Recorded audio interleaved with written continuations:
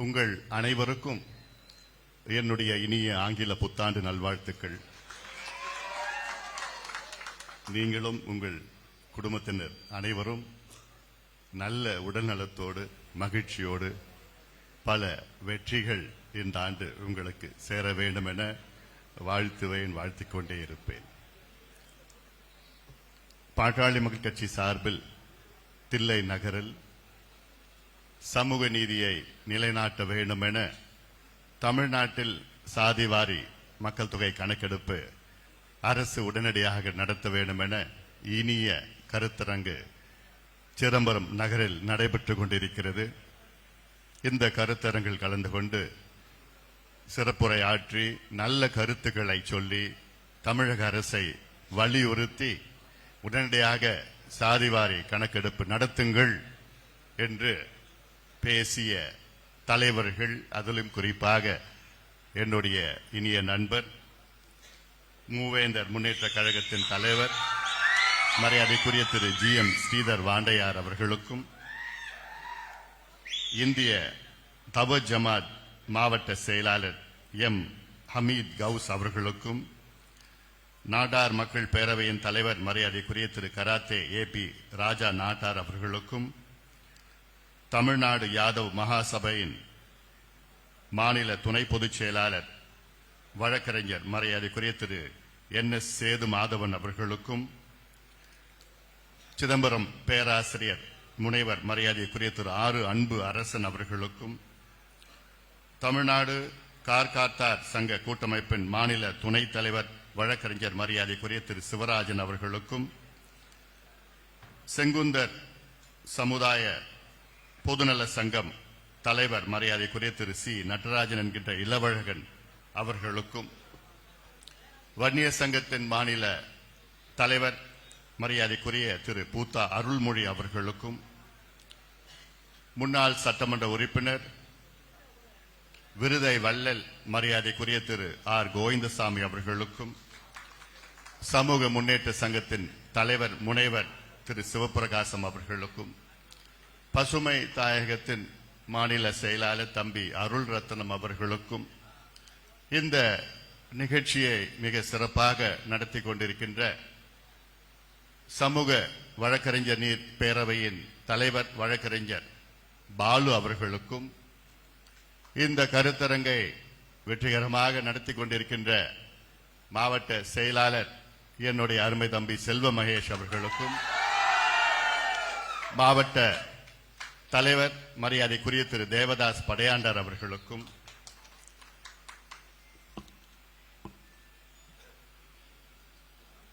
ராம முத்துக்குமார் அவர்களுக்கும், உழவர் பேரியக்கத்தின் மாநில தலைவர் திரு ஆலயமணி அவர்களுக்கும், தங்க ஐயாசாமி அவர்களுக்கும், வழக்கறிஞர் தம்பி வினோபா பூபதி அவர்களுக்கும், வழக்கறிஞர் தமிழரசன் அவர்களுக்கும், மாவட்ட செயலாளர்கள் சன் முத்துகிருஷ்ணன் அவர்கள், ஜகன் அவர்கள், கார்த்திகேயன் அவர்கள் மற்றும் வைத்தி அவர்கள், ரவி அவர்கள் உள்ளிட்ட பாட்டாளி மக்கள் கட்சி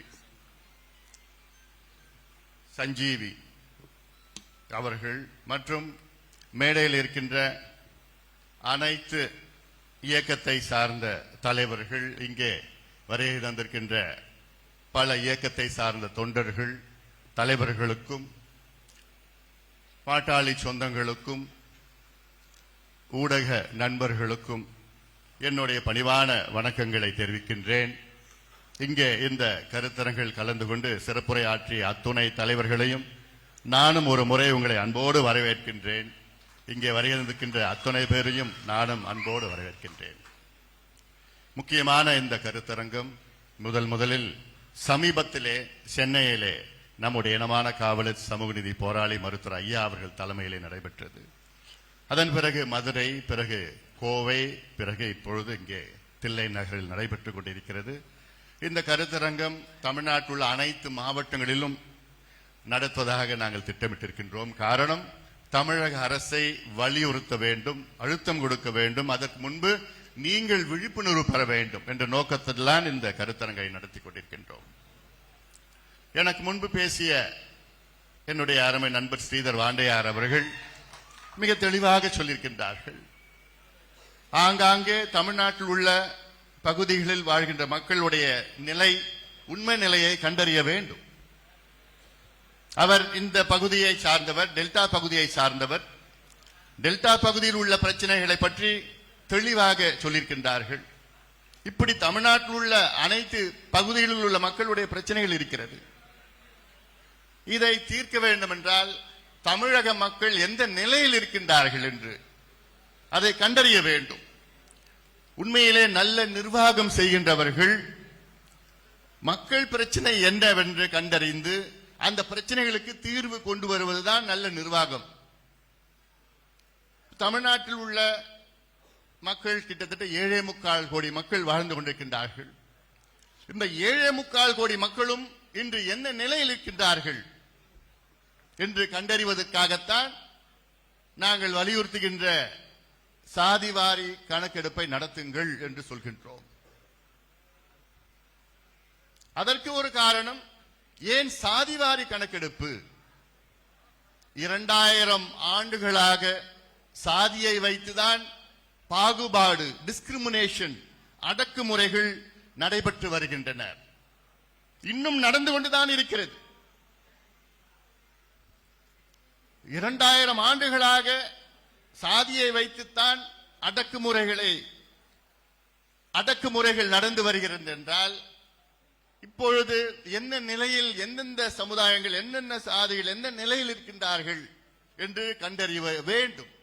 அது ஒரு பக்கம். அடுத்தது, இந்தியாவிலேயே இடஒதுக்கீடு, அதாவது கல்வியிலும் வேலை வாய்ப்பிலும் இடஒதுக்கீடு நமக்கு கிடைக்கிறது. அது சாதி அடிப்படையில் தான் கிடைக்கின்றது. மதம் அடிப்படையிலேயோ அல்லது மொழி அடிப்படையிலேயோ அல்லது இனம் அடிப்படையிலேயோ அல்லது மாநிலங்கள் அடிப்படையிலேயோ கிடையாது. இந்தியாவிலே ரிசர்வேஷன், இடஒதுக்கீடு என்று சொன்னாலே அது ஜாதி அடிப்படையிலே தான் வழங்கப்படுகிறது. அந்த இடஒதுக்கீடு 100 ஆண்டுகளுக்கு முன்பு, சுமாராக 100 ஆண்டுகளுக்கு முன்பு 1931 வெள்ளையர்கள் அன்று எடுத்த கணக்கெடுப்பின் அடிப்படையில் தான் இன்று வரை வழங்கப்பட்டு வருகிறது. 1931 அப்பொழுது வெள்ளையர்கள் நடத்தியது தமிழ்நாடு இல்ல, அப்பொழுது சென்னை மாகாணம், மெட்ராஸ் மாகாணம், மெட்ராஸ் பிரசிடென்சி. அப்பொழுது தமிழ்நாடு இருந்தது. ஆந்திராவிலே ஹைதராபாத்துக்கு தெற்கே இருந்தது. கர்நாடகாவிலே மைசூரை தவிர மற்ற பகுதிகள் எல்லாம் வந்தது. கேரளாவிலே ட்ரவாங்கூர் தவிர மற்ற பகுதிகள் எல்லாம் இதில் வந்தது. அன்றைய கணக்கெடுப்பு நடத்தினார்கள். அதற்கு முன்பு வெள்ளையர்கள் ஏன் இந்த கணக்கெடுப்பு நடத்த தொடங்கினார்கள் என்று பல கேள்விகள் உங்களுக்கு வந்திருக்கும். முதலில் வெள்ளையர்கள் கணக்கெடுப்பு நடத்தியது 1871. ஆனால் அது சாதிவாரி கணக்கெடுப்பு கிடையாது, வெறும் மக்கள் கணக்கெடுப்பு நடத்தினார்கள். அதன் பிறகு 81, 82 தான் முதலாக சாதிவாரி கணக்கெடுப்பு நடத்த தொடங்கினார்கள். அதன் பிறகு 91, 1891, 1901, 911, 921, 931, 6 முறை கணக்கெடுப்பு வெள்ளையர்கள் நடத்தினார்கள். அவர்கள் நடத்துவதற்கு காரணம், அப்பொழுது யதார்த்தமா ஒரு கணக்கெடுப்பு நடத்தினார்கள். அந்த கணக்கெடுப்பு அன்றைய அரசு வேலைகள் எத்தனை சமுதாயங்கள் இடம்பெற்றிருக்கின்றார்கள் என்று ஒரு கணக்கெடுப்பு நடத்தினார்கள். அப்ப பார்த்தார்கள் 100 அரசு வேலைகள், அப்போ வெள்ளையர்கள் இருக்கின்ற காலத்தில் அரசு வேலைகள் 100 வேலைகளில் 92 வேலைகள் ஒரே சமுதாயத்தை சார்ந்தவர்கள் இருக்கின்றார்கள் என்று ஒரு அதிர்ச்சி தகவல் அவர்களுக்கு வந்தது. மீதி இருக்கின்ற 8 வேலைகளில் அதில் தாழ்த்தப்பட்ட சமுதாயமோ, பின்தங்கிய சமுதாயமோ, சிறுபான்மை சமுதாயமோ யாரும் கிடையாது. மற்ற சமுதாயங்கள் தான் அந்த இடத்தை பிடித்திருக்கின்றார்கள் என்றெல்லாம் அந்த கணக்கெடுப்பு நடத்திய பிறகுதான் வெள்ளையர்கள், ஓஹோ, இப்போ சமூக நீதிக்கு இது எதிரானது, அனைத்து பிரிவுகளும் வர வேண்டும் என்ற நோக்கத்திலே தான் இந்த கணக்கெடுப்பு நடத்திய பிறகு அந்த கணக்கெடுப்பு வைத்துதான் கிட்டத்தட்ட இந்தியாவிலே அப்பொழுது 1900 இந்திய அளவிலே இடஒதுக்கீடு வந்தது 1935. ஆனால் அதற்கு முன்பு தமிழ்நாட்டில் வந்தது பார்த்தீர்கள் என்றால் 1920 அறிவித்து 21 அறிவித்தார்கள். பிறகு 27 தான் முழுமையாக வந்தது. நீதி கட்சி அப்பொழுது ஆட்சி வந்தது. சுப்ராயன் அவர்கள் தலைமையிலே தான் அப்பொழுது 27 தான் முழுமையாக கிடைத்தது. அதன் பிறகு அதை ரத்து செய்த பிறகுதான் தந்தை பெரியார் அவர்கள் எல்லாம் பல போராட்டங்கள் எல்லாம் செய்து சமூக நீதியை நிலைநாட்டினார்கள். நீண்ட வரலாறு, அதை நான் பேச தேவையில்லை, உங்களுக்கு தெரியும். அது இப்ப என்ன செய்யணும்? கடந்த வரலாறு பேசணும்னா எனக்கு 2 மணி நேரம் ஆகும்.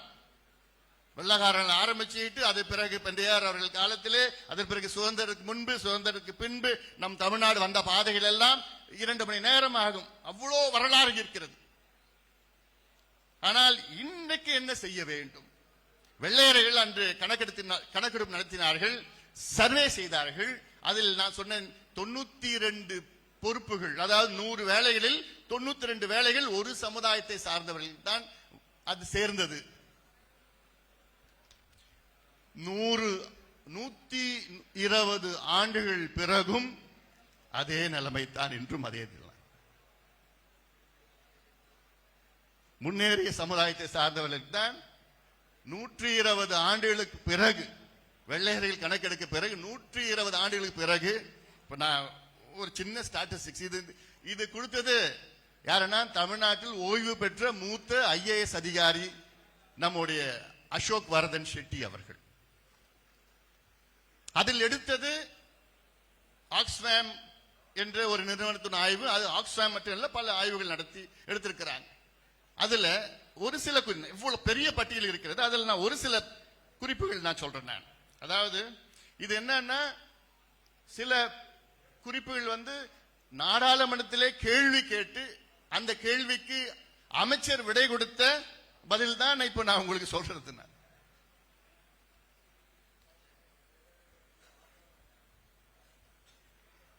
அதாவது IAS, IPS, IFS இந்த வேலைகளில் OBC அப்படின்னா பாத்தீங்கன்னா வெறும் 15 விழுக்காடு தான் இருக்கிறார்கள்.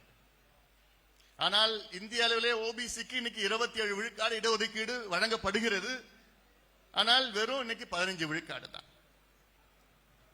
7 விழுக்காடு தான் தாழ்த்தப்பட்ட சமுதாயத்தை சார்ந்தவர்கள். இன்று இந்திய அளவிலே தாழ்த்தப்பட்ட சமுதாயத்துக்கு 15 விழுக்காடு. 3 விழுக்காடு தான் பழங்குடி இனத்தை சார்ந்தவர்கள். இந்தியாவிலே பழங்குடி இனத்தை சார்ந்தவர்களுக்கு 7.5 விழுக்காடு இடஒதுக்கீடு. அப்போ நினைத்து பாருங்கள், 50 விழுக்காடு இடஒதுக்கீட்டில் இன்ற 3 பிரிவும் சேர்ந்து வெறும் 27 விழுக்காடு தான் IAS, IPS அதிகாரிகள் இந்தியாவில் இருக்கின்றார்கள். இது ஒரு பக்கம். அடுத்தது மத்திய அரசுக்கு மூத்த செயலாளர்கள் secretary to the government, additional secretary, joint secretary இதெல்லாம் எடுத்து பார்த்தீர்கள் என்றால் அதில் OBC செக்ரட்டரி 0, ஒருத்தர் கூட கிடையாது. SC செக்ரட்டரி 0, ST செக்ரட்டரி 3 பேர். முன்னேறிய சமுதாயத்தை சார்ந்தவர்கள் 85 பேர்.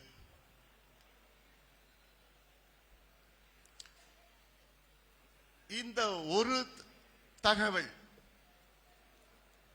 இதில் நீங்கள் எல்லாம் சிந்தித்தீர்கள் என்றால் உங்களுக்கே தெரியும் எவ்வளவு சமூக அநீதி இந்தியாவிலே நடைபெற்றுக் கொண்டிருக்கிறது. இது போன்ற எவ்வளவு தரவுகள் இருக்கிறது. ஸ்டாட்டிஸ்டிக்ஸ் என்கிட்ட கட்டுக்கட்டா இருக்குது.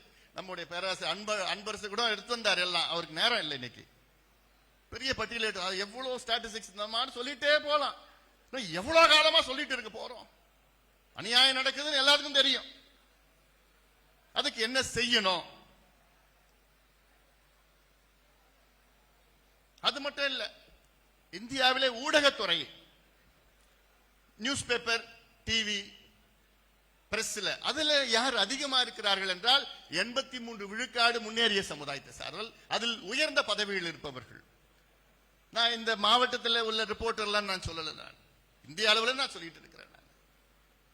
அதே போன்று இந்தியாவில் 40 விழுக்காடு இந்தியாவுடைய செல்வம், சொத்து, பணம் யார்கிட்ட இருக்குன்னா 1 விழுக்காட்டு மக்களிடம். இந்தியாவுடைய 40 விழுக்காடு பொருளாதாரம் யார்கிட்ட இருக்கு? ஒரே 1 விழுக்காடு.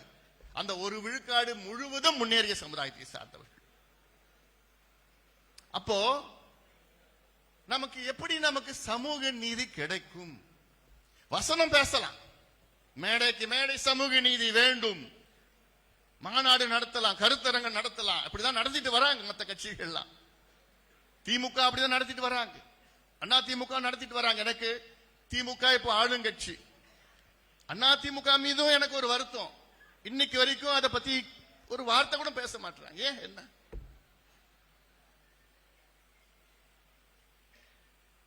இப்ப நாங்க கேட்கறது இது அரசியல் மேடை கிடையாது. இது சமூக நீதியை நிலைநாட்ட நாங்கள் எல்லாம் ஒன்று சேர்ந்து இருக்கின்றோம். இது தேர்தலுக்காகவோ அரசியலுக்காகவோ நாங்கள் கூடலைங்க. சமூக நீதியின் கட்டாயத்தில் நாங்கள் கூடியிருக்கின்றோம். எங்கள் உரிமைகளை எங்களுக்கு வேண்டும், எங்கள் உரிமைகள் வேண்டும், உரிமைகளை மீட்டெடுக்க வேண்டும் என்ற எண்ணத்திலே நாங்கள் அங்கே கூடியிருக்கின்றோம். வரும் காலம் எப்படி வேணா மாறும். சமூக நீதி நிலைநாட்டுகின்ற அத்துணை பேரும் ஒன்று சேர்ந்தால் போதும். மத்தவங்க கிட்ட போய் கெஞ்சிட்டு இருக்கிறோம், ஐயா நீங்க ஜாதிவாரி கணக்கு நடத்தி கெஞ்சிட்டு இருக்கிற நிலை தள்ளி போயிட்டு நம்ம கையெழுத்து போட்டு நடத்துவோம் என்ற அந்த கையெழுத்து, அந்த அதிகாரம் நமக்கு கிடைத்தால் நிச்சயமாக தமிழ்நாட்டில் சமூக நீதி நிலைநாட்டுவோம். பேச மாட்டோம், வெறும் பேச்செல்லாம் பண்ண தெரியல கிடையாது. எங்களுடைய மருத்துவர் ஐயா அவர்கள் இன்று தமிழ்நாட்டில் 44 ஆண்டு காலம் இன்று போராடி வருகிறார்கள். எதற்கு? சமூக நீதிக்காக. இந்தியாவிலே சமூக நீதி என்று சொன்னால் ஒரு மூத்த தலைவர் மருத்துவர் ஐயா அவர்கள் தான், யாரும் கிடையாது. மருத்துவர் ஐயா அவர்கள் இன்று இந்தியாவிலே 2 இடஒதுக்கீடுகள், தமிழ்நாட்டிலே 4 இடஒதுக்கீடுகள், மொத்தம் 6 இடஒதுக்கீடுகளை பெற்று தந்தவர் எங்களுடைய மருத்துவர் ஐயா அவர்கள். 6 இடஒதுக்கீடுகள்.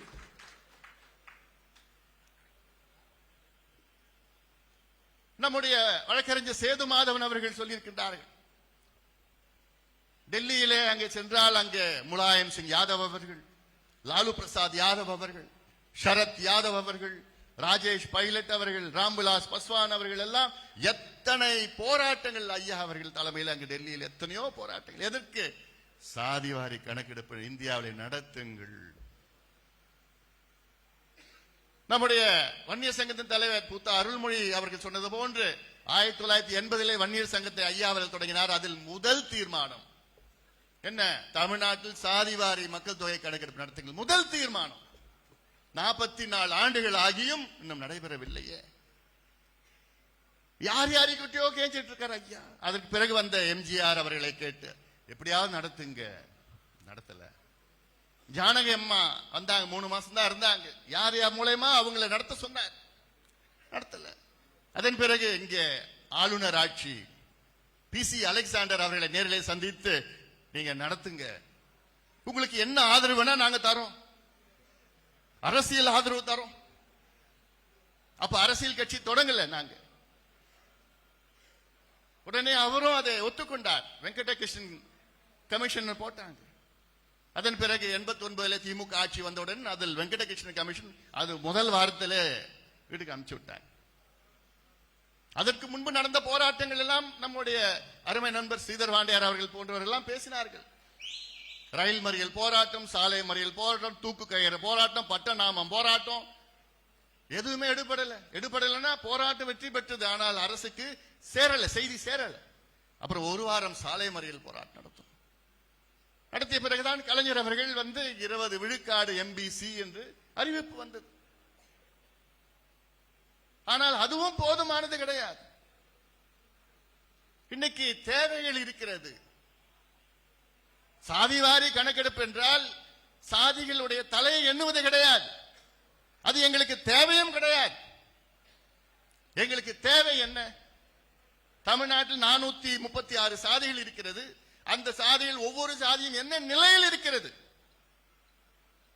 எந்த அடிப்படையில் அவர்களுக்கு இன்று நீங்கள் இடஒதுக்கீடு வழங்குகிறீர்கள்?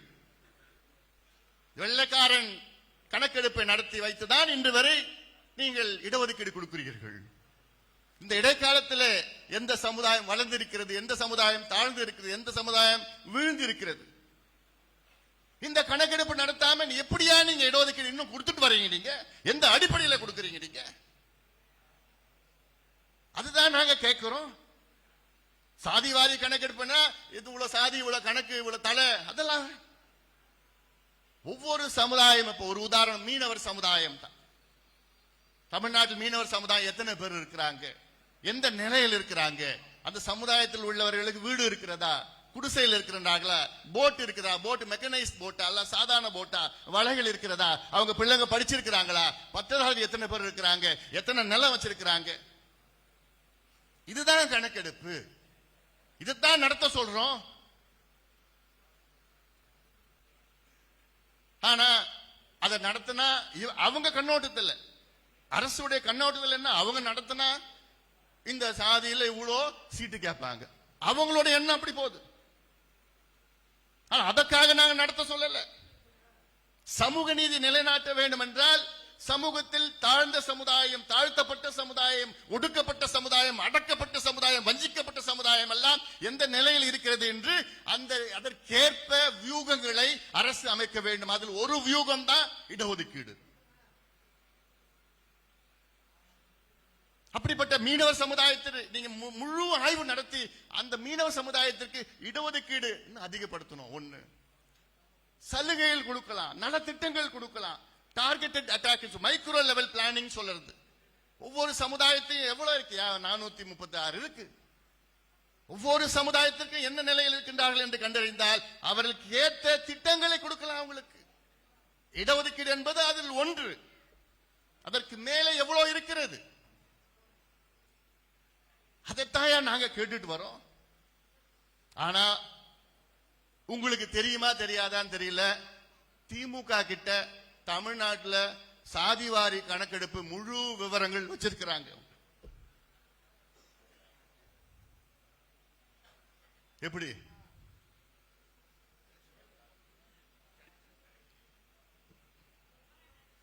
பிரசாந்த் கிஷோர் கேள்விப்பட்டிருக்கீங்களா?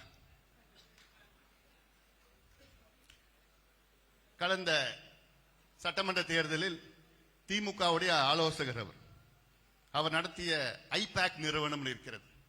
அது இந்தியாவிலே ஆங்காங்கே பல மாநிலங்கள், வெஸ்ட் பெங்கால், உத்தரப்பிரதேஷ் அது போன்ற மாநிலங்களில் அவர் ஆலோசனைப்படி யுக்திகளை பயன்படுத்தி தேர்தலை அணுகி அதை வெற்றி பெற்றிருக்கின்றார்கள். அதே போன்றுதான் தமிழ்நாட்டிலே அவரை இவர்கள் தேர்வு செய்தார்கள். அவர் தலைமையிலே தான் தேர்தல் நடந்தது. அந்த ஐபேக் நிறுவனம் தமிழ்நாட்டில் எல்லா கிராமத்திற்கும் போய் இந்த கிராமத்தில், இந்த தெருவில், இந்த வீட்டில் என்ன ஜாதி இருக்கிறாங்க, இந்த ஜாதியில எத்தனை பேர் திமுக, அண்ணா திமுக எந்த கட்சியில் இருக்கிறாங்க, படிச்சிருக்கிறாங்களா இல்லையா அப்படின்னு அவங்க புள்ளி விவரம் வச்சிருக்கிறாங்க. அந்த புள்ளி விவரத்தை நான் பார்த்திருக்கிறேன். அப்போ திமுக அவங்க தேர்தலுக்காக ஜாதிவாரி கணக்கெடுப்பு நடத்தி தேர்தலுக்கு யார்கிட்ட எப்படி கொடுத்து பணம் கொடுத்தா எப்படி இல்ல, இந்த கட்சியில எப்படி கொண்டு வரது, எப்படி வாக்குகள் சேகரிக்கிறது, அதுக்கு ஜாதிவாரி கணக்கெடுப்பு திமுக நடத்துறாங்க. ஆனா தமிழ்நாட்டின் வளர்ச்சிக்காக நீங்க ஜாதிவாரி கணக்கெடுப்பு நடத்த மாட்டீங்க. ஏழை மக்கள் முன்னுக்கு வரக்கூடாது, தாழ்ந்த சமுதாயங்கள், அடக்கப்பட்ட சமுதாயங்கள் முன்னுக்கு வரக்கூடாது, அதுக்கு நீங்க நடத்த மாட்டீங்க. ஆனா எங்களை பத்தி நம்மளை பத்தி பேசுறது இவங்க ஜாதிக்காக ஏதோ ஜாதி அரசியல் செஞ்சிட்டு இருக்காங்க. நாங்க என்னைக்குமே ஜாதி அரசியல் எங்களுக்கு செய்ய மாட்டேன், அவசியமும் கிடையாது. நாங்க செய்யறதெல்லாம் சமூக நீதி அரசியல், சமூக நீதி அரசியல். அதுக்காகத்தான் நாங்க கட்சியே தொடங்கி இருக்கிறோம். சமூக நீதிக்காக, உரிமைகளுக்காக. நீங்க கொடுத்திருந்தீங்கன்னா, சமூக நீதியை நீங்க கொடுத்திருந்தீங்கன்னா, உரிமைகளை நீங்க கொடுத்திருந்தீங்கன்னா நாங்க கட்சி தொடங்கி இருக்க மாட்டோம். அவசியம் கிடையாது. கட்சி தொடங்கியது காரணமே சமூக நீதி. சமூக நீதினா என்ன? நான் சொன்னேன்ல, என்னுடைய உரையை தொடக்குகின்ற காலத்தில் 2000 ஆண்டுகளுக்கு மேலாக ஜாதியை வச்சுதான் நீங்க அடக்கி ஒடுக்கி வஞ்சிக்கப்பட்டு அடிமையாக்கி பாகுபாடுகளை, பிரிவினையை உருவாக்கி சூழ்ச்சிகளை செய்து இன்னும் அதை நாங்கள் மீள அதில் விட்டு வெளியில வரல எங்களால. ஆனா இன்னைக்கும் அரசியல் செஞ்சுட்டு இல்ல, அப்படி எடுத்துட்டா இப்படி இப்படி கேட்பாங்க, அப்படி கேட்பாங்க. ஏன் நீங்க மட்டும் என்ன பண்றீங்க? தேர்தல் நேரத்தில் யாருக்கு சீட்டு கொடுக்குறீங்க? அந்த தொகுதியில் அந்த ஜாதி யாரோ அவங்களுக்கு தானே சீட்டு கொடுக்குறீங்க. அந்த மாவட்டத்தில் யார் அந்த அதிகமா சாதி இருக்கிறாங்க அவங்களுக்கு தானே மாவட்ட செயலாளர் கொடுக்குறீங்க. 3 அமைச்சர்கள் இந்த ஜாதிக்கு, 4 அமைச்சர்கள் அந்த ஜாதிக்கு, 2 அமைச்சர்கள் இந்த ஜாதிக்குன்னு ஜாதி பார்த்து அமைச்சர் கொடுக்குறீங்க. அப்ப எல்லாமே நீங்க செய்யறது ஜாதி வச்சுட்டு அரசியல் செய்யறீங்க. ஆனா அந்த ஜாதியை முன்னேற்றுவதற்கு நீங்க கணக்கெடுப்பு நடத்த மாட்டீங்க.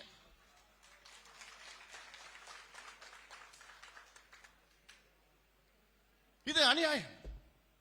எங்களுடைய மருத்துவர் ஐயா அவர்கள் 2-3 நாட்களுக்கு முன்பு அங்கே முதலமைச்சர் சந்தித்தார். அந்த ஆலோசனையை நான் தான் சொன்னேன். சென்னையில் நடந்த கருத்தரங்களை சொன்னேன். ஐயா அவர்களே, எங்களுக்காக ஒரு முறை நீங்க முதலமைச்சர் நீங்க பாத்தீங்கன்னா ஏதோ கொஞ்சம் மனசு மாறி ஏதோ கொஞ்சம் பண்ணிடுவாரு. ஏன்னா இதுக்கு முன்பு அவங்க அப்பாவை நீங்க பல முறை அழுத்தம் கொடுத்தீங்க, 20 விழுக்காடு கொடுத்தாரு, நீங்க போய் கொஞ்சம் பாத்தீங்கன்னா கொடுப்பாரு. அப்புறம் அந்த அங்க மேடையிலே ஐயா சொன்னார், கலைஞர் அவர்களையும் பார்த்தேன், இப்பொழுது சமூக நீதிக்காக அவருடைய மகனையும் பார்க்க நான் தயார் என்று அந்த மேடையிலே ஐயா பேசினார். பார்த்தேன். பார்த்துட்டு நம்முடைய நண்பர் ஸ்ரீதர் வாண்டையார் அவர்கள் சொன்னதுதான் நீங்க சொன்னதுதான் ஐயா சொன்னார், கருத்து சொன்னார். என்னன்னு சொன்னாரு, ஒவ்வொரு காலகட்டத்திலும் தமிழ்நாட்டில் உள்ள முதலமைச்சர்கள் இன்று நாம் அவர்களை ஞாபகம் வைத்திருக்கின்றோம். அவர் இதை செய்தார், இதை செய்தார் என்று. எம்ஜிஆர் அவர்கள் கிட்டத்தட்ட 50 விழுக்காடு இடஒதுக்கீட்டு 68 விழுக்காடாக உயர்த்தினார். கலைஞர் அவர்கள் 20 விழுக்காடு எம்பிசியை உருவாக்கினார்.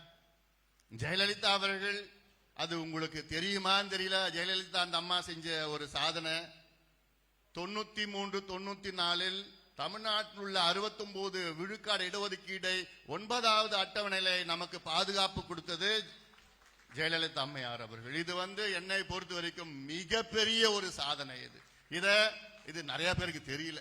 அதிமுக இதை பத்தி பேசுறது இல்லை. எவ்வளவு முக்கியம் தெரியுமா இது? அன்னைக்கு மட்டும் அந்த அம்மா 9வது அட்டவணையில பாதுகாக்கலனா அடுத்த ஆண்டு உச்ச நீதிமன்ற நீதிபதிகள் அதை ரத்து பண்ணிருப்பாங்க. தமிழ்நாட்டில் உள்ள 69 விழுக்காடு அடுத்த ஆண்டு ரத்து பண்ணிருப்பாங்க. 9வது அட்டவணையில் அரசியல் சாசன சட்ட திருத்தம், கான்ஸ்டிடியூஷனல் அமெண்ட்மெண்ட் செய்யறது சாதாரண வேலை கிடையாது. நாடாளுமன்றத்தில் ஒரு சட்டம் நிறைவேறுவது, ஒரு மசோதா நிறைவேறுவது 50 விழுக்காடு வாக்கெடுப்பு இருந்தா போதும், 50% இருந்தா போதும். ஆனால் அரசியல் சாசன சட்ட திருத்தம் கொண்டு, கான்ஸ்டிடியூஷன் அமெண்ட்மெண்ட் கொண்டு 3/2 பங்கு வாக்குகள் போடணும். 2 சபையிலையும் 3/2, 2/3 மெஜாரிட்டி. அப்ப நினைச்சு பாருங்க, நரசிம்மராவ் பிரதமர், ஜெயலலிதா அம்மையார் கூட்டணியும் கிடையாது. காங்கிரஸ் நினைச்சா மட்டும் இல்ல, எல்லா கட்சிகளும் இந்தியாவில் எல்லா கட்சிகளையும் அது ஆதரவு கொடுக்கணும். அப்படி அழுத்தம் கொடுத்து ஆதரவு கொடுத்து தமிழ்நாட்டுக்கு மட்டும்தான் இந்த சட்டம், இந்தியாவில் மற்ற மாநிலத்துக்கு கிடையாது. அதுவும் நினைச்சு பாருங்க, தமிழ்நாட்டினுடைய இடஒதுக்கீடை பாதுகாக்க இந்தியாவில் உள்ள அனைத்து கட்சிகளும் சேர்ந்து நாடாளுமன்றத்திலே அரசியல் சாசன சட்ட திருத்தத்தை கொண்டு வருகிறார்கள். கொண்டு வந்து தமிழ்நாட்டு இடஒதுக்கீடை பாதுகாக்கிறார்கள் 9வது அட்டவணையில். அது பெரிய சாதனையா நான் பார்க்கிறேன்.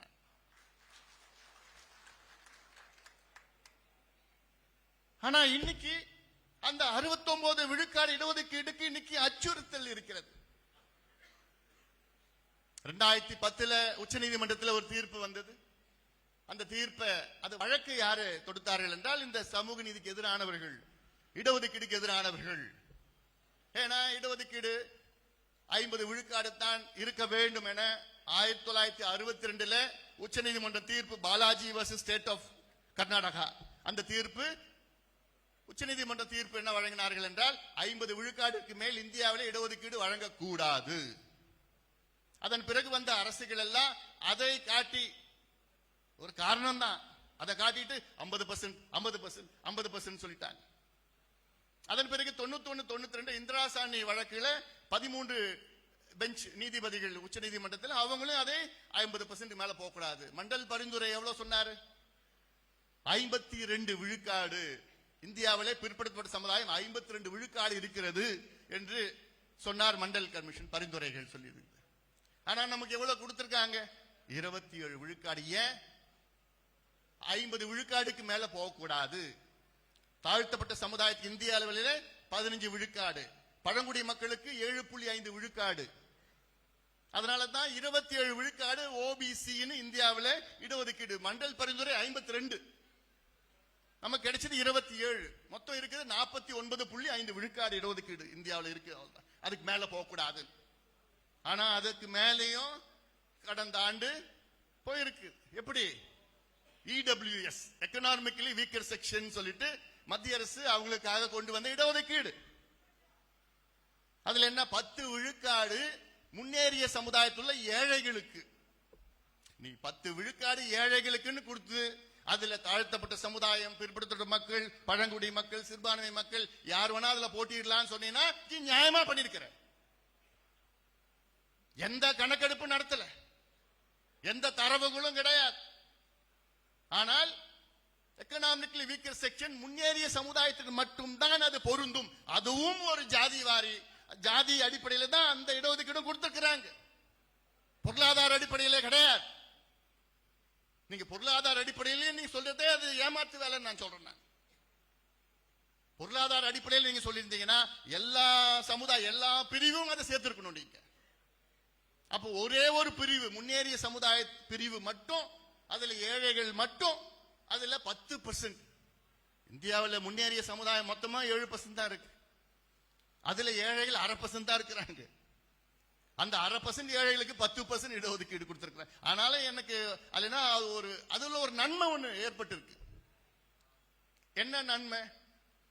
இவ்வளவு காலம் 1962 இருந்து உச்ச நீதிமன்றத்தில் 50 விழுக்காடுக்கு மேல் இடஒதுக்கீடு போகக்கூடாது சொன்ன உச்ச நீதிமன்றம் இப்போ இந்த 10% இடஒதுக்கீடு அது அங்கீகாரம் செய்திருக்கிறது. அது கான்ஸ்டிடியூஷனல் பெஞ்ச்.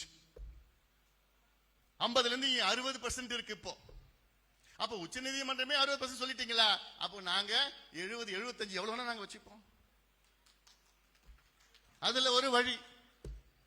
ஆனா பாலு ஒரு டெக்னிக்கலா சொல்றாரு, அது இன்னும் அது வேணாம், அவ்வளோ டெக்னிக்கலா நம்ம பேச வேண்டாம். அதுல அந்த அடிப்படையில் தான் இன்னைக்கு பீகார் மாநிலத்தில் முதலமைச்சர் நிதிஷ்குமார் அவர்கள், நண்பர் நிதிஷ்குமார் எனக்கு ரொம்ப நெருங்கிய நண்பர், ஐயாவுக்கு ரொம்ப காலமா தெரியும், தைரியமானவர். ஏன் இவ்வளோ தலைவர்கள் எல்லாம் செய்யறாங்கன்னா, ஐயா அந்த தலைவர்கள் எல்லாம் சேர்ந்து இவ்வளோ காலமாக இடஒதுக்கீடுக்காக, நம்ம சமூக நீதிக்காக இந்திய அளவிலே போராடிய தலைவர்கள் ஐயா நிதிஷ்குமார் போன்ற தலைவர்கள் எல்லாம். அதனால்தான் தைரியமா பண்ணிருக்காங்க. ஆனால் எனக்கு எல்லாம் வருத்தம், தமிழ்நாட்டில் தான் முதல்ல நீ அறிவிச்சிருக்கணும். தமிழ்நாட்டில் தான் சமூக நீதியினுடைய தொட்டில். அப்படி எல்லாம் வசனம் பேசிட்டு இருக்கோம். நம்ம தந்தை பெரியாருடைய வாரிசு நாங்கள், சமூக நீதியின் காவலர்கள் நாங்கள் எல்லாம் மேடையில பேசுறாங்க. ஆனா நடைமுறைப்படுத்துவதற்கு மனசு கிடையாது அவங்களுக்கு. உண்மையிலே அவங்களுக்கு மனசு இருந்ததுன்னா நீங்க கொண்டு வந்திருப்பீங்க. இவ்வளவு மாநிலம் சுத்தி இருக்கிற மாநிலம் கொண்டு வராங்களே, அப்பயாவது நீங்க கொண்டு வந்திருக்கலாமே. பீகார்ல அறிவிச்சு எடுத்து முடித்து பிறகு பீகார்ல இந்த ஜாதிவாரி கணக்கெடுப்பு எடுப்பதற்கு முன்பாக அங்கே இடஒதுக்கீடு மொத்தம் பாத்தீங்கன்னா பீகார்ல 60 விழுக்காடு தான் இடஒதுக்கீடு இருந்தது. 50 விழுக்காடு பிளஸ் 10% இடபிள்யூஎஸ் கோட்டா 60 தான். இப்போ இந்த கணக்கெடுப்பு நடத்திய பிறகுதான் நாங்க பீகார்ல பாத்தீங்கன்னா 75 விழுக்காடு இடஒதுக்கீடு, கூடுதலாக 15 விழுக்காடு இடஒதுக்கீடு அதிகப்படுத்தியிருக்கிறார்கள் பீகாரில். சட்டமன்றத்தில் சட்டம் கொண்டு வந்து அதை அதிகப்படுத்தி நீதிமன்றத்தில் எந்த தடையும் கிடையாது, அதுக்கு தடை குழுக்கள் அதுக்கு. அப்போ இந்த இடஒதுக்கீடு செல்லும். அதே தான் தமிழ்நாட்டிலையும் நாங்க கேட்கிறோம். தமிழ்நாட்டில் இந்நேரம் நீங்க எடுத்திருந்தீங்கன்னா தாழ்த்தப்பட்ட சமுதாயம் இன்னைக்கு 18 விழுக்காடு, பழங்குடி மக்கள் 1 விழுக்காடு. இந்த தமிழ்நாட்டில் ஜாதி வாரி கணக்கெடுப்பு நடத்திருந்தீங்கன்னா இன்னைக்கு தாழ்த்தப்பட்ட சமுதாயத்துக்கு 22 விழுக்காடு உயர்ந்து இருக்கும். எம்பிசி இன்னைக்கு 20% இருந்து 24% உயர்ந்து இருக்கும். பிசி இன்னைக்கு 30% இருந்து 45% உயர்ந்து இருக்கும். எல்லாத்துக்கும் அடித்தள மக்களுக்கு எல்லாத்துக்கும் உரிமைகள் கிடைச்சிருக்கும்.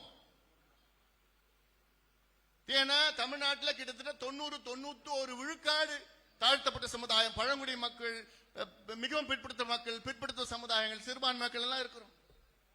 இந்த கணக்கெடுப்பு நடத்தினா எந்த நீதிமன்றமும் ஒன்றும் பண்ண முடியாது.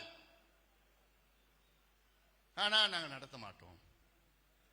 எங்களுக்கு மனசு இருக்குது, ஆனா அதிகாரம் இல்லை என்று சொல்வதெல்லாம் அது நீங்க ஏத்துப்பீங்களா? அதெல்லாம் அப்ப நிதிஷ்குமார் இப்படி எடுத்தாரு. ஆந்திராவில் ஜெகன்மோகன் ரெட்டி அவர்கள் தொடங்கிவிட்டார். ஒரிசாவில் நவீன் பட்நாயக் அவர்கள் தொடங்கிவிட்டார். கர்நாடகாவில் சித்தராமையா, அதுக்கு முன்பு இருந்த சித்தராமையா 2015 எடுத்து இப்ப அது வெளியிட போறாங்க. அதெல்லாம் தெலுங்கானால இப்ப ரேவந்த் ரெட்டி அவர்கள் அறிவிக்க போறார். ராகுல் காந்தி, காங்கிரஸ் தலைவர் ராகுல் காந்தி சொல்லிட்டு இருக்கிறார், நாங்க ஆட்சிக்கு வந்தால், மத்தியில் ஆட்சிக்கு வந்தால் நிச்சயமாக மக்கள் தொகை கணக்கெடுப்பு, அதிலே நாங்கள் ஜாதி வாரி கணக்கெடுப்பு நடத்துவோம் சொல்லியிருக்கிறார். அது வேற. நீங்களும் ஒண்ணு புரிஞ்சுக்கணும், சென்சஸுக்கும் சர்வேக்கும் வித்தியாசம் இருக்கிறது. முதலமைச்சர் ஸ்டாலின் அவர்கள் சொல்வது எங்களுக்கு அதிகாரம் இல்லை என்று சொல்வதெல்லாம் ஏற்றுக்கொள்ள முடியாது. ஏன்? அவர் சொல்ற அதிகாரம் மாநில அரசுக்கு மக்கள் தொகை கணக்கெடுப்பு நடத்துவதற்கு அதிகாரம் கிடையாது, சென்சஸ் எடுப்பதற்கு அதிகாரம் கிடையாது. 1948 சென்சஸ் ஆக்ட் படி மத்திய அரசு தான் சென்சஸ் எடுக்க முடியும். சென்சஸ் என்றால் மக்கள் தொகை கணக்கெடுப்பு, எவ்வளவு மக்கள் இருக்கின்றார்கள் எல்லாம் இருக்கிறது. ஒவ்வொரு 10 ஆண்டும் எடுக்க வேண்டும். கொரோனானால இப்ப இன்னும் எடுக்கல, இந்த வருஷம் இந்த 21 எடுக்கல. நாங்கள் கேட்பதெல்லாம் சர்வே கேட்கின்றோம். சர்வே என்பது 2008 இந்தியன் ஸ்டாட்டிஸ்டிக்கல் ஆக்ட் படி மாநில அரசு அதிகாரம் இருக்கிறது, மத்திய அரசு எடுக்கலாம், உள்ளாட்சி மன்றம் கூட எடுக்கலாம். சிதம்பரம் நகரமன்ற தலைவர் அவர் நினைச்சாலும் சிதம்பரத்தில் வீடு வீடா கணக்கெடுப்பு நடத்தலாம். இன்னைக்கு அந்த அதிகாரம் அந்த இந்தியன் ஸ்டாட்டிஸ்டிக்கல் ஆக்ட் படி எல்லாத்துக்கும் அதிகாரம் இருக்கு. அப்புறம் நீங்க எப்படி இல்லைன்னு சொல்றீங்க? நீங்க எந்த அடிப்படையிலே இல்லைன்னு சொல்றீங்க? நீங்க தேர்தலுக்கு உங்களுக்கு வருது, அந்த கணக்கெடுப்பு இருக்கு, உங்ககிட்ட வச்சிருக்கீங்க பட்டியல். பிரசாந்த் கிஷோர் கொடுத்த பட்டியல் நீங்க வச்சிருக்கீங்க. அந்த பட்டியல் நான் பார்த்திருக்கிறேன். எந்தெந்த தொகுதியில் எவ்வளவு ஜாதி, முதல் ஜாதி, 2வது ஜாதி, 3வது ஜாதி, 4வது ஜாதி, அது எந்தெந்த தெருவில், எந்தெந்த ஊர்ல, எந்தெந்த கிராமத்தில், எந்தெந்த வீட்டுல எல்லாமே தெளிவா வச்சிருக்கிறாங்க. அது எதுக்கு? 500 1000 கொடுக்கிறது. ஆனா எங்க வேலைக்கு வேணும், எங்களுக்கு படிக்கணும், எங்க பிள்ளைங்க படிக்கணும், படிச்ச பிள்ளைங்க வேலை வேணும், அது கணக்கெடுக்க சொன்னா அது எங்க கிட்ட அதிகாரம் இல்லைங்க. மனசு இருக்குங்க, அதிகாரம் இல்லைங்க. யார் நம்புவா? அதெல்லாம் அந்த காலம் கிடையாது. அதெல்லாம் வசனம் பேசி பேசி காலத்தை ஓட்டுற காலம். அந்த காலம் வேற. இந்த காலம் பையன் ஒவ்வொருத்தவனும் செல்போன் கையில வச்சிருக்கிறான், டக்கு டக்கு டக்கு டக்குன்னு அனுப்பிச்சு ஷேர் பண்ணிட்டு இருக்கிறான். அதனால நீங்க நினைச்சபடி ஏதோ மக்கள் நீங்க சொன்னா மக்கள் நம்பிடுவாங்கன்னு இல்ல. அதனாலதான் ஊர் ஊரா போயிட்டு வரோம். நான் ஒவ்வொரு ஊரும் போயிட்டு வரோம், விழிப்புணர்வு ஏற்படுத்துறோம். வாங்க வாங்க வாங்க, தெரிஞ்சுக்க, நீங்க தெரிஞ்சுக்குங்க. விட போறது இல்லை, இதெல்லாம் நிச்சயமா விட போறது கிடையாது. நீங்க அப்படியும் நீங்க செய்யலனா போராட்டங்கள், கடுமையான போராட்டங்கள் செய்ய நாங்க தயங்க மாட்டோம். ஏன்னா இது எங்களுடைய உரிமை போராட்டம். இது தமிழ்நாட்டின் வளர்ச்சி போராட்டம். தமிழ்நாடு எப்படி வளர்ச்சி பெறும்? நீங்க அங்க சிப்காட் கொண்டு வந்து, தொழிற்சாலையை கொண்டு வந்து, பெரிய பெரிய ஐடி காரிடர் கொண்டு வந்தா தமிழ்நாடு முன்னேறிடுமா? அதுல என்ன, ஒரு 100 பேரை நீங்க பெரிய பெரிய கோடீஸ்வரன் ஆக்குவீங்க, அவ்வளவுதான். எங்களுக்கு வேண்டியது கிராமத்தில் உள்ள மக்கள் முன்னேறணும், அவன் படிக்கணும், வேலைக்கு போகணும். அதற்கு கணக்கெடுப்பு நடத்தி அவன் எந்த நிலையில் இருக்கிறான்னு தெரிஞ்சாதான் அவனுக்கு நலத்திட்டங்கள், சலுகைகள், இடஒதுக்கீடுகள் எல்லாம் கொடுக்கலாம். இப்போ சமீபத்தில் ஜம்மு காஷ்மீர்ல 370 பிரிவு எடுத்தாங்க. அது அதுக்கப்புறம் அதை வந்து உச்ச நீதிமன்றத்தில் அது வந்து சரி அப்படின்னு சொல்லி கான்ஸ்டிடியூஷன் பெஞ்ச் 5 பேர் நீதிபதிகள் பண்ணாங்க. ஆனா 371 ஒன்னு இருக்கு.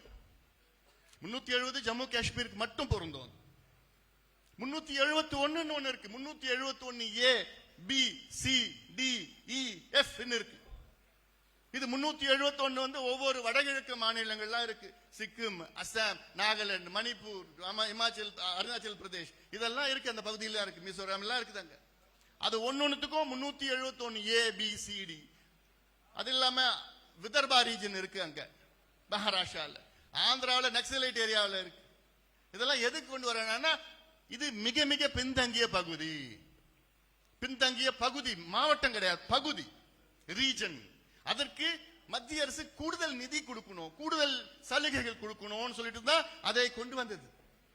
இப்ப நீங்க சாதிவாரி கணக்கெடுப்பு நடத்தி இந்த மாவட்டத்தில் இந்த பகுதியில இந்த சமுதாயங்கள், ஜாதிகள் இருக்கிறது, இந்த ஜாதிகள்லாம் பின்தங்கி இருக்கிறது என்று சொன்னால் அந்த 371 பிரிவின் பயன்படுத்தி அங்கே நல்ல திட்டங்கள் என்ன, நல்ல முன்னேற்றங்கள் கொண்டு வரலாம். இது எவ்வளோ இருக்கு அந்த சாதிவாரி கணக்கெடுப்புல. பீகார்ல 19 குறியீடுகளை எடுத்திருக்கின்றார்கள். சமீபத்தில் நிதிஷ்குமார் எடுத்தது 19 குறியீடுகள். என்ன குறியீடுகள்? எந்த ஜாதி, அவங்க என்ன எண்ணிக்கையில் இருக்கிறாங்க, அவங்களுக்கு வீடு இருக்கிறதா, வீட்டுல கழிப்பறை இருக்கிறதா, இல்ல குடிசை வீட்டுல தான் இருக்கிறாங்களா, இன்னும் எவ்வளவு நிலம் வச்சிருக்கிறாங்க, இல்ல தினக்கூலிகளா, அவங்க பட்டதாரிகள் எத்தனை பேர் இருக்கிறாங்க, பட்டதாரிகளே இல்லையா, சுற்றுச்சூழல் அவங்களுக்கு எப்படி இருக்கிறது, இது எல்லாம் கணக்கெடுப்பு நடத்துதான். அதுதான் வேணும், அதுதான் அந்த கணக்கெடுப்பு நடத்துறது. இன்னைக்கு சொன்னீங்களே 1000 ரூபாய் நீங்க கொடுக்குறீங்க, மகளிர் உதவித்தொகைன்னு 1000 ரூபாய் கொடுத்தீங்க. அதுக்கு எவ்வளவு பேர் விண்ணப்பம் போட்டாங்க? 1,40,00,000 பேர் விண்ணப்பம் போட்டாங்க. அந்த 1,40,00,000 பேர்ல கிட்டத்தட்ட நீங்க 30 லட்சம் பேர் நீங்க கேன்சல் பண்ணிட்டீங்க. இல்ல அப்படின்னு எதுக்கு? எந்த அடிப்படையில்? ஏதோ ஒரு கணக்கு வச்சுதானே எல்லாத்துக்கும் கணக்கு எடுக்கிறீங்களே. இந்தியாவில் எவ்வளவு புலிகள் இருக்கிறது கணக்கெடுக்கிறீங்க, குஜராத்தில் எவ்வளவு சிங்கம் இருக்குன்னு கணக்கெடுக்கிறீங்க, வெளிநாட்டு பறவைகள் எவ்வளவு வருது, வேடந்தாங்களுக்கு எவ்வளவு வருது, பள்ளி இந்த பக்கம் புலிக்காடு இந்த பக்கம் எந்த பக்கம் வருது, எல்லாமே கணக்கெடுக்கிறீங்க. ஏன் தெருவில் எத்தனை மாடுகள் மேய்ஞ்சிட்டு இருக்குன்னு சென்னையில் கணக்கெடுக்கிறீங்க. மக்கள் முன்னேறுவதற்கு கணக்கெடுப்பதற்கு என்ன தயக்கம் உங்களுக்கு? என்ன தயக்கம்? என்ன தயக்கம்? இவ்வளவு பேர் கேட்கிறோமே. அதான் நம்மளுடைய நண்பர் ஸ்ரீதர் அவருக்கு சொன்னது போன்று தைரியமா முடிவெடுங்க. இன்னைக்கு கலைஞர் இருந்திருந்தானா யோசிக்கவே மாட்டார், கையெழுத்து போட்டு கணக்கெடுப்பு முடிச்சிட்டு இருப்பாரு. தைரியமா எடுங்க, யாரும் உங்களுக்கு தப்பு சொல்ல போறதில்லை. உங்களுக்கு நல்லதுதான் அது, உங்களுக்கு நல்லதுதான் அது. உங்க சுத்தி இருக்கிறவங்க ஏதோ ஐயோ இப்படி எடுத்தா இப்படி கேட்பாங்க அப்படி கேட்பாங்க, அது வந்துடும். அந்த தைரியம் எடுங்க, சமூக நீதிக்காக எடுங்க. மற்ற மாநிலங்கள் எடுக்கிறாங்களே, எடுங்க. முதலமைச்சர் ஸ்டாலின் அவர்களை உடனடியாக அறிவிங்கள், உடனடியாக எடுங்க. ஏன்னா இப்ப இன்னொரு 1 மாசத்துல நோட்டிபிகேஷன் வந்துடும். அதற்கு முன்பு ஒரு நீங்க அறிவிப்புன்னு அறிவிங்க. எங்களுக்கு எடுக்கணும் அறிவிப்பு அறிவிச்சு எலெக்ஷனுக்கு அப்புறம் கூட எடுத்துட்டு போங்க. ஆனா அறிவிப்பாவது வாட்டமே இப்போ. ஏன்னா இதெல்லாம் சமூக நீதி பிரச்சனைகள், சமூக நீதி பிரச்சனைகள். இன்னொன்னு சொல்லிக்கலாம், 69 விழுக்காடு இந்த வழக்கு உச்ச நீதிமன்றத்தில் நிலுவையில் இருக்கு, இன்னும் இருக்கு, கத்தி மேல இருக்குது. அந்த 69 விழுக்காடு மேல கத்தி இருக்கு. வழக்கு போட்டாங்க, 2010 தீர்ப்பு கொடுத்தாங்க. உச்ச நீதிமன்ற நீதிபதிகள் என்ன சொன்னாங்கன்னா, தமிழ்நாட்டில் நீங்க 69 விழுக்காடு இடஒதுக்கீடு வச்சிருக்கீங்க, உங்களுக்கு 69 விழுக்காடு தாழ்த்தப்பட்ட சமுதாயம் இருக்கிறாங்களா, பழங்குடி மக்கள் இருக்கிறாங்களா, பிற்படுத்தப்பட்ட மக்கள் இருக்கின்றார்களா, மிகவும் பிற்படுத்த மக்கள் இருக்கின்றார்களா, சிறுபான்மை மக்கள் இவ்வளவு பேர் 69 விழுக்காடு மக்கள் இருக்கிறார்களா என்ற கேள்வி எழுப்பினார்கள் உச்ச நீதிமன்ற நீதிபதிகள். அந்த தீர்ப்பில் என்ன சொன்னாங்க, இந்த ஆண்டு அதாவது 2010 நாங்க 69 விழுக்காடு இடஒதுக்கீடை நாங்கள் அனுமதிப்போம், ஆனால் அடுத்த ஓராண்டிற்குள்ள எங்களுக்கு சரியான தரவுகள் வர வேண்டும். அன்னைக்கே சொன்னாங்க, எடுங்க ஜாதிவாரி கணக்கெடுப்பு எடுத்து தரவுகள் கொடுங்க, அப்புறம் நாங்க 69 விழுக்காடு அது தொடரணுமா வேண்டாமான்னு முடிவு பண்ணுவோம் சொன்னாங்க உச்ச நீதிமன்றத்தில். அப்ப இருக்கின்ற முதலமைச்சர் கலைஞர் அவர்களிடம் எங்க ஐயா மருத்துவர் ஐயா 27 49 சாதி சமுதாய தலைவர்கள் எல்லாம் கூட்டிட்டு போயிட்டு 1 மணி நேரம் கிளாஸ் எடுத்தார் ஐயா. 1 மணி நேரம். கலைஞரும் நிச்சயமா எனக்கும் ஆசை இருக்குங்க, அது என்ன செய்யலாம்னு சொல்லி அப்போது நீதியரசர் ஜனார்தனம் இருந்தார், அப்போ பேக்வர்ட் கிளாஸ் கமிஷனர். அவரை கூப்பிட்டு வச்சு நீங்க உடனே பண்ணுங்க. அவர் என்ன பண்ணிட்டாரு, அங்க போயிட்டு 1931 சென்சஸ் அதை எடுத்தாரு, 1968 சட்டநாதன் குழு பரிந்துரை அது எடுத்தாரு, அதற்கு பிறகு 1985 அம்பாசங்கர் குழு பரிந்துரை எடுத்தாரு. அதெல்லாம் எடுத்து எக்ஸ்ட்ராபுலேட் பண்ணி தமிழ்நாட்டில் இவ்வளவு சமுதாயம் இவ்வளவு இருக்கு, 69 விழுக்காடுக்கு மேல இதெல்லாம் இருக்கிறாங்கன்னு சொல்லிட்டு அது உச்ச நீதிமன்றத்தில் கொடுத்தாங்க. இதான் நடந்துட்டு இருக்கு. நமக்கு இன்னைக்கு scientific data, we want scientific data for the development of Tamil Nadu. This is not a caste issue, this is a social justice issue. For that we need scientific data. அதனால மீண்டும் சொல்கின்றேன், தமிழக அரசை உடனடியாக எடுங்கள், எங்களை வீதியில தள்ளாதீங்க. வீதியில தள்ளதுன்னா என்ன அர்த்தம்? போராட வேண்டாம். போராட்டம் இல்லாமலே நீங்க கொடுங்க. நீங்க வார்த்தைக்கு வார்த்தை திமுக சமூக நீதி கட்சி சமூக நீதி கட்சியின் வார்த்தைக்கு வார்த்தை பேசுறீங்களே. நீங்க சாதிவாரி கணக்கெடுப்பு தமிழ்நாட்டில் அறிவிக்கலனா திமுக சமூக அநீதி கட்சின்னு பேசுவார்கள் மக்கள். அந்த நிலைக்கு நீங்க போக கூடாது. காரணம், இது தந்தை பெரியார் அவர்கள், அதன் பிறகு அண்ணா அவர்கள், அதன் பிறகு கலைஞர் அவர்கள் எல்லாம் வழி நடத்திய கட்சி அது. உங்களுக்கு அந்த அவப்பெயர் வேண்டாம். உடனடியாக எடுங்கள் எடுங்கள் எடுங்கள் என்று நாங்கள் வலியுறுத்துகின்றோம். இந்த சபை சார்பிலே நாங்கள் தமிழக முதலமைச்சரை வலியுறுத்துகின்றோம். இந்த நிகழ்ச்சியை மிக சிறப்பாக நடத்தி கொண்டிருக்கின்ற நம்முடைய தம்பி செல்வ மகேஷ் மட்டுமில்லை, அவர் கூட சேர்ந்து நம்முடைய தேவதாஸ் படையாண்டவர்கள் மற்ற எல்லா நிர்வாகிகளும், இந்த மாவட்டத்தை சார்ந்த அத்துணை நிர்வாகிகளும், மூத்த நிர்வாகிகள் எல்லா நிர்வாகிகளும், வழக்கறிஞர் பாலு அவர்கள் உள்ளிட்ட இங்கே இந்த இனிய கருத்தரங்கில் வரைய தந்த அத்துணை தலைவர்களுக்கும் என்னுடைய நெஞ்சார்ந்த நன்றிகளை, வாழ்த்து, பாராட்டுகளை தெரிவித்து அமர்கின்றேன். வணக்கம்.